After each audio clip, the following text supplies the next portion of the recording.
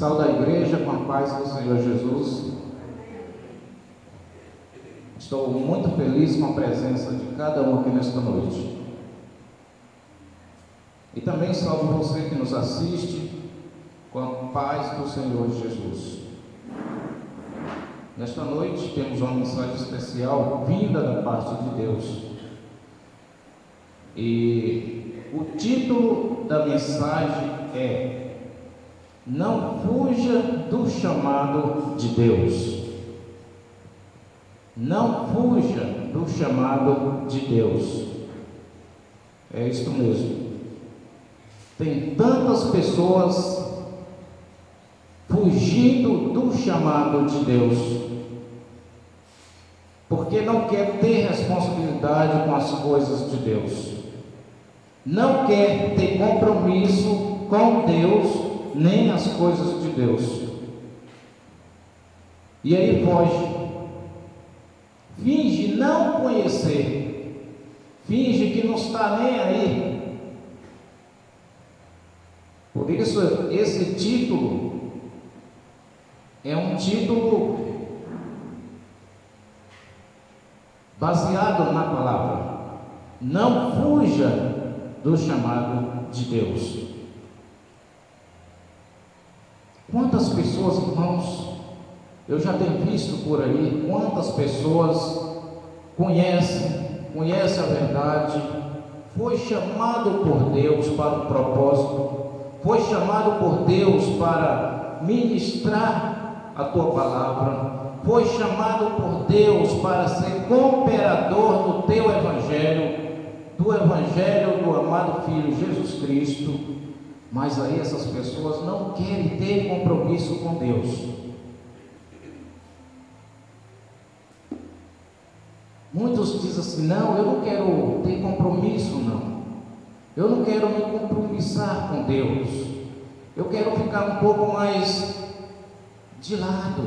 Eu não quero estar sendo cooperador do evangelho. Queridos, mas eu te digo uma coisa, a Bíblia diz o seguinte, em Romanos capítulo 12, versículo 14, diz que cada um de nós terá que prestar conta a Deus a si próprio.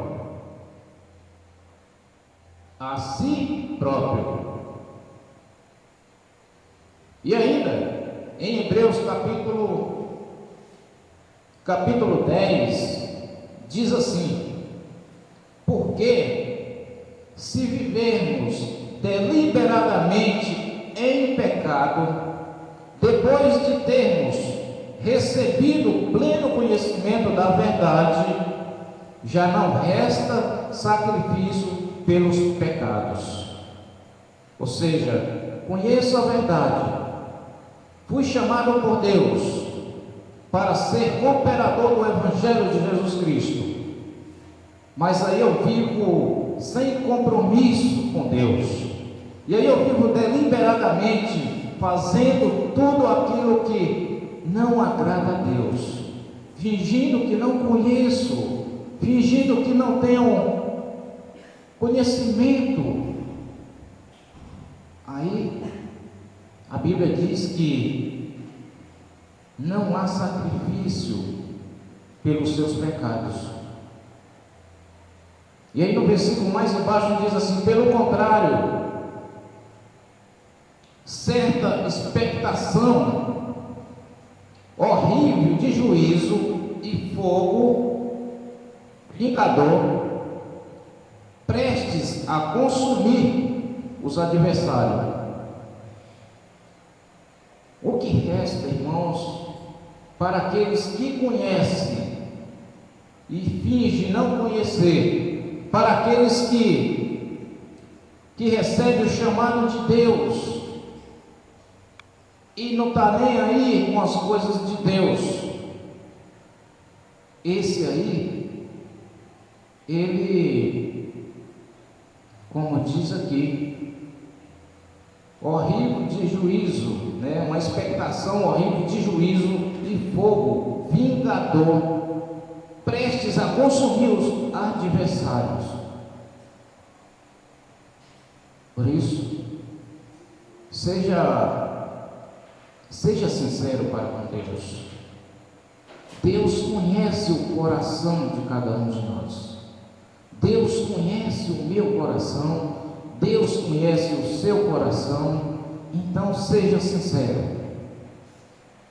Se eu nesta noite estou falando com alguém que está conectado conosco, que ouviu o chamado de Deus, Deus o chamou para ser ministro, para ser cooperador da tua palavra, do teu evangelho, e fugiu. Toma cuidado, porque Deus é Deus, tá? Deus é Deus.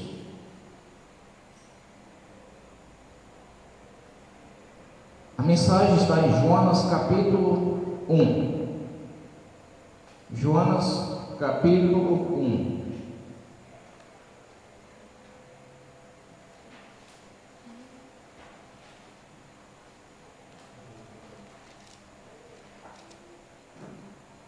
Livro de Jonas, capítulo é 1. Aqui diz o seguinte: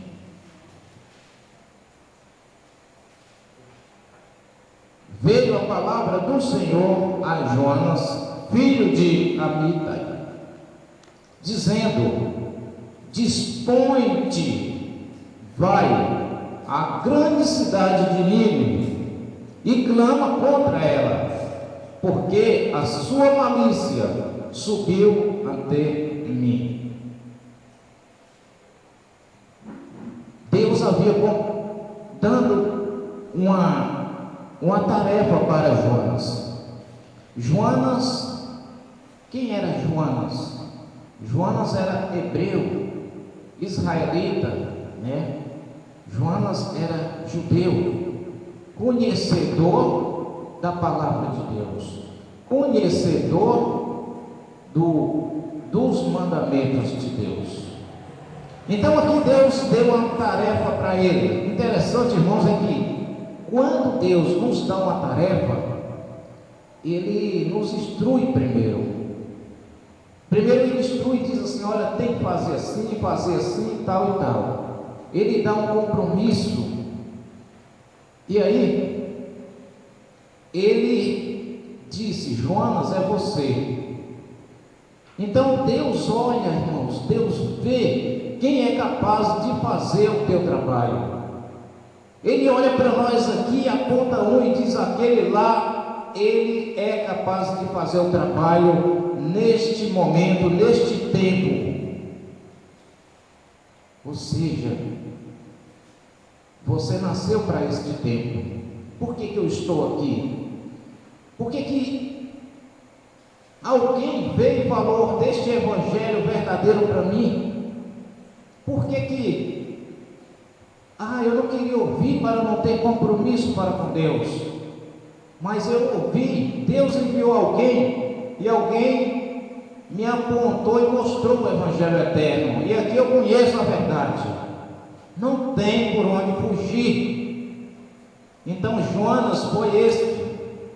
Deus viu o coração de Jonas, Deus viu Jonas e disse: este aí é capaz de fazer o meu trabalho. E aí, irmãos, Jonas, no versículo 3, Jonas se dispôs mais para fugir da presença do Senhor para Tarsis, e, tendo descido a Jope, achou um navio que ia para Tarsis, pagou, pois, sua passagem e embarcou nele, para ir com eles para Tarsis, para longe da presença do Senhor. Irmãos, nós fugimos do Senhor? Será se eu escondo do Senhor? Seja lá onde eu for, o Senhor está me vendo. Eu posso ir ao mais profundo na terra, Deus está me vendo. Eu posso ir nas profundezas do mar, Deus está me vendo. Então ninguém pode esconder de Deus, ninguém pode fugir da presença de Deus. E aí Jonas fez isso. Jonas, a cidade de Nínive estava lá a ponto de ser destruída. A única solução era Jonas. Irmãos, esta cidade vai ser destruída. A única solução é você. O fato de você estar aqui hoje é porque Deus olhou para você e viu que você é capaz. No fato de Dona Maria estar aqui hoje, é porque Deus sabe que ela é capaz. Então, Deus conhece o nosso coração. Eu não conheço o coração de ninguém, mas Deus conhece. E aí Jonas disse: eu vou fugir da presença do Senhor. Não sei se os irmãos percebem que aqui ele começa a descer. Aqui diz que ele pegou um barco, né? Desceu para Tarsis, pegou um navio, e lá mais na frente vai dizer que ele, dentro deste navio, ele desceu ainda para o porão do navio. O que eu me vejo aqui, uma pessoa que conhece a Deus, uma pessoa que tem a responsabilidade para com Deus, mas aí ele começa a descer. Imagina, nós estamos aqui numa caminhada cristã, nós estamos subindo uma escada espiritual. Ao invés de eu subir degrau por degrau, eu estou descendo a escada, eu estou descendo degrau por degrau, ou seja, a minha vida espiritual está caindo, a minha fé está caindo. Foi mais ou menos isso que aconteceu com Jonas, quando foge da presença de Deus, quando foge da responsabilidade para com Deus.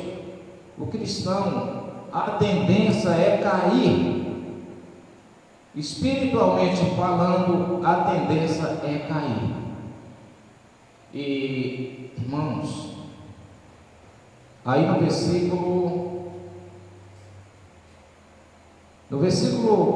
4, no versículo 4 ainda, diz o seguinte: mas o Senhor lançou sobre o mar um forte vento e fez no mar uma grande tempestade, e o navio estava a ponto de despedaçar. Então veja, ele fugiu. Deus disse: Jonas, vai lá para aquela cidade, antes que o meu juízo destrói aqueles moradores ali. E aí Jonas disse: não, Senhor, eu vou para cá, eu vou fugir da presença do Senhor para não fazer esse trabalho. Talvez ele estava com medo de ir lá, porque diz que os homens lá em Nínive eram maldosos. E aí ele estava com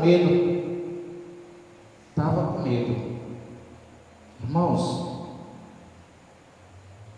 Ele fugiu.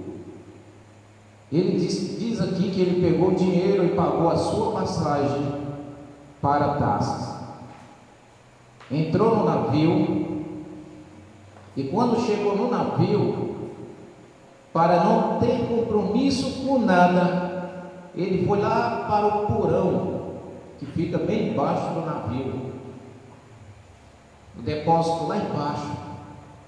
Enquanto o navio estava a ponto de despedaçar, enquanto o mar estava totalmente agitado, Isso Deus fazendo porque lá dentro tinha um que era culpado. Então, quando nós não fazemos as coisas corretas, há uma tempestade na nossa vida. E aí nós procura, mas o porquê que isso está acontecendo na minha vida? Eu sou de Deus, e por que isso está acontecendo na minha vida? Na hora de lembrar que fugiu da responsabilidade de Deus, talvez finge esquecido. Mas quando está passando por tempestades na vida, por dificuldade, por desespero na vida, aí é hora de culpar Deus. Ah, Deus é culpado. O porquê? Eu sou cristão. Não lembra que ele é cristão, né? Um pecar e o outro lado. Então, isso acontece, irmãos. Aconteceu com Jonas. Diz que ele desceu para o porão. E aí, sabe o que acontece? Diz o relato que os marinheiros que ali estavam desesperadíssimos, preocupados, pegavam a embarcação e jogavam no mar, para que o navio não afundasse. E aí eles pensaram, mas quem é isso? E aí quando chegou lá no fundo do navio, no porão, no versículo 5, então os marinheiros, cheios de medo, clamavam cada um ao seu Deus e lançava ao mar as cargas que estavam no navio para o aliviar do peso dele. Jonas, porém, havia descido ao porão e se deitando e dormia profundamente. Ele não estava nem aí. A tempestade lá fora e ele não estava nem aí. Irmãos, ele estava dormindo tranquilamente. Exatamente isso acontece. Mas isso não pode acontecer com um cristão. Isso não pode acontecer com um cristão verdadeiro. Nós estamos vendo o que está acontecendo no mundo de hoje. Muitas pessoas sofrendo tantas calamidades. A Bíblia diz que a criação clama na expectativa para que o povo de Deus, seja mais fervoroso. E aqui nós estamos vendo que Jonas dormia naquele grande tempestade, naquela grande calamidade em alto mar. O que aconteceu? O relato vai dizer lá mais na frente que aqueles homens viu que Jonas era o culpado disso, pegou a Jonas e lançou dentro do mar. E ao lançar dentro do mar, não bastasse que jogasse no mar, mas aí foi engolido por um grande peixe, diz a Bíblia. E aí ele desceu mais a profundo, as profundezas do mar ainda, naquele grande peixe, na barriga daquele grande peixe. Irmãos, acontece isso. Isso acontece na vida do cristão. Por isso que nós não devemos fugir da responsabilidade. Por isso que nós não devemos fugir do chamado de Deus. Seja lá em qual circunstância for, nós devemos dizer: eis-me aqui, Senhor, eis-me aqui. Mas aí nós fazemos um comparativo daquele agito que teve no mar. daquela tempestade que tem no mar. Em Mateus capítulo 7, olha só o que diz. Mateus capítulo 7, versículo é o 26, diz o seguinte: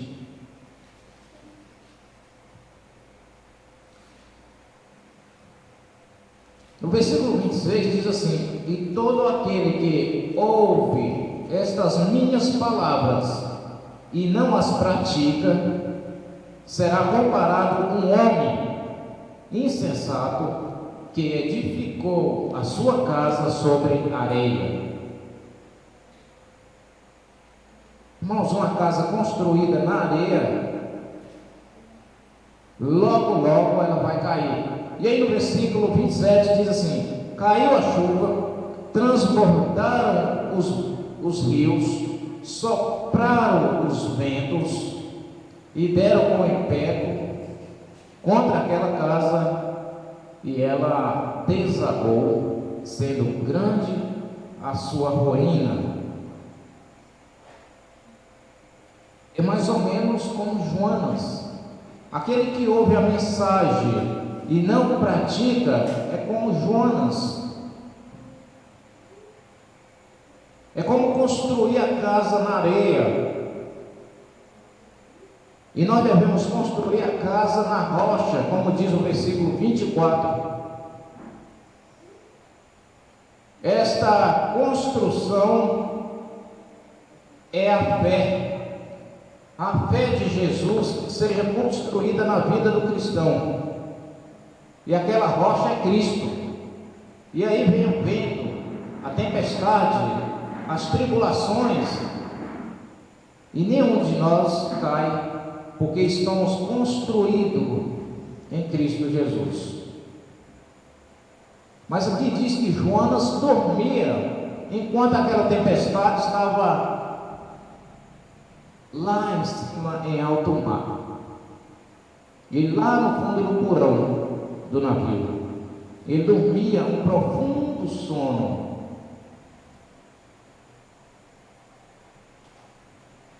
Este sono de Jonas, podemos dizer que era um sono espiritual. Olha só o que Paulo fala sobre o sono. Em Efésios capítulo 5, o versículo é o 14. Efésios 5, versículo 14.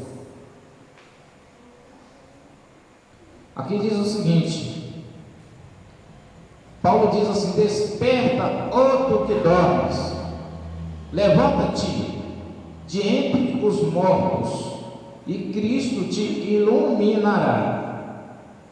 Desperta, tu que dormes. Paulo está falando de um sono espiritual. Nós, como cristãos, não devemos dormir,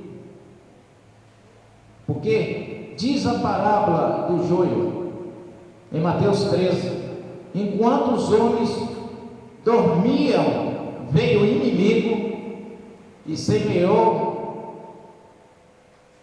o joio naquele campo. Os cristãos não podem dormir. Espiritualmente falando, nós devemos estar atentos, nós devemos estar acordados, nós devemos estar espertos, vigiando. Vigiai e orai, para que não caís em tentação, diz a palavra. E quando, irmãos, nós vigiamos, quando nós oramos, acontece algo. O que vai acontecer? Olha só, em Lucas capítulo 21, nós estamos findando. Em Lucas capítulo 21 diz o seguinte: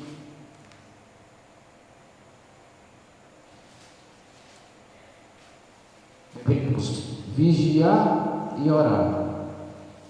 para não cairmos em tentação. Capítulo 21 de Lucas, no versículo 36. Vigiai, pois, a todo tempo, orando, para que possas escapar de todas estas coisas que têm de suceder, e estar em pé na presença do Filho do Homem. Vigiai-vos e orai em toda circunstância desta vida. Não importa o que está acontecendo por aí, nós devemos vigiar e orar. A função do vigília é estar desperto, olhando e orando. Que Deus nos ajude para estarmos realmente cumprindo o propósito de Deus. Em Mateus capítulo 12, falando ali sobre o juízo em Nínive, olha só o que diz, capítulo 12 de Mateus,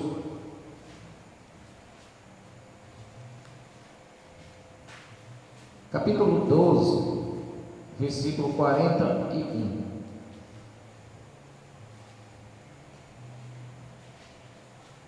Mateus capítulo 12, versículo 41 diz assim: Ninivitas se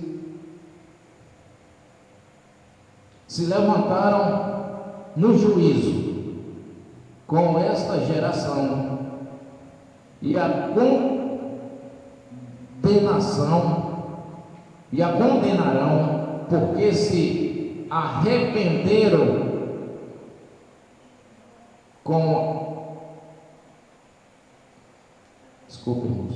e se arrependeram com a pregação de quem? De Joanas.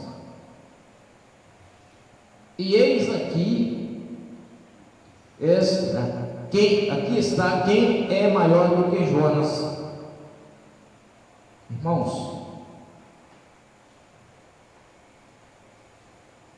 ali não foi destruído Nínive. Estava a ponto de ser destruída, mas não foi destruída, devido à pregação de Joanas. Ué, mas Joanas não fugiu da presença do Senhor? Olha só, no capítulo 2 de Joanas, diz assim: então Joanas, do ventre do peixe, orou ao Senhor, seu Deus. Joanas, depois de tanta calamidade na sua vida, depois de tanta tribulação, depois de sofrer, acho que ele se arrependeu não sei quantas vezes de ter fugido da presença do Senhor. Jonas passou por tribulações, irmãos. É o que acontece na vida do cristão quando está um pé lá e outro cá. Quando está, não sabe se vai ou se fica. Não sabe se está com Deus ou não está. Hoje está na igreja, amanhã está lá no mundo. E aí, aconteceu com Jonas. Ele lá na barriga do peixe, nas trevas, ele orou ao Senhor. Ele pediu misericórdia a Deus. Ele se arrependeu de tudo que fez. E aí Deus teve misericórdia dele. Diz o relato que Deus, depois de 3 dias e 3 noites, fez esse grande peixe ir para a praia de Nínive e lançar Jonas ali na praia. O que aconteceu é que quando Jonas estava ali na praia, ele olhou e disse: realmente Deus me trouxe aqui em Nínive, onde eu não queria estar. Interessante, né? Isso acontece, irmãos. Às vezes a gente nem tudo que eu quero fazer não é do agrado de Deus. Deus, Ele sabe o que eu devo fazer. Por isso que nós, como cristãos, devemos entregar por inteiro as nossas vidas nas mãos de Deus. Ele sabe. O salmista Davi diz assim: entrega o teu caminho ao Senhor. E no capítulo 3, para findar, veio a palavra do Senhor a segunda vez a Joanas, dizendo: dispõe-te, vai à grande cidade de Nínive e proclama contra ela a mensagem que eu te digo. Que mensagem era aquela? Irmãos, era uma mensagem de juízo, era uma mensagem de advertência para os ninivitas. E diz a Bíblia que Jonas pregou ali por toda Nínive, e a população ali se arrependeu. Por isso, aquele que se arrepende, Deus livra do juízo. Deus nos deu uma missão. A missão que nós temos como igreja de Deus é pregar o Evangelho, é não cruzar os braços e ver o vizinho ali sofrendo, e ver o vizinho ali na idolatria. Eu tenho que abrir a boca e dizer: olha, Deus enviará juízo sobre esta terra. A mensagem é esta aqui. Todos nós temos esse compromisso para com Deus.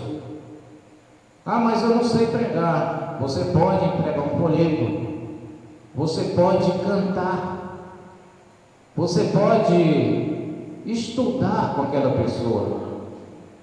Cada um tem o seu ministério na igreja de Deus. E que Deus nos ajude, irmãos, para estarmos despertos, para estarmos vigiando. A igreja de Deus deve estar vigiando e orando. Não cruza os braços nesse agitamento que o mar deste mundo está. Muitas pessoas estão chorando diante de tantas calamidades e não sabem o que fazer. Não tem esperança, mas você tem. Jonas tinha esperança. Você que é de Deus, da igreja de Deus, tem esperança. Portanto, leve o Evangelho para essas pessoas. A esperança é Cristo. É Cristo no coração de cada um. Portanto, que Deus nos ajude, nos dê força e coragem para fazer esse trabalho. Um trabalho árduo, trabalho de Deus. É a nossa tarefa. Lembra-se que cada um de nós terá que prestar conta a Deus a si próprio. E o apelo que eu faço a você que nos assiste é: diante de uma mensagem desta, talvez eu estou falando com alguém que recebeu uma responsabilidade desta e está aí de braço cruzado, fingindo que não conhece a verdade. Mas Deus te chamou. Deus te chamou. Se hoje ouvirdes a voz do Senhor, não endureçais o vosso coração. Entrega o teu caminho ao Senhor. Esse é o meu pedido nesta noite, em nome de Cristo Jesus. Amém.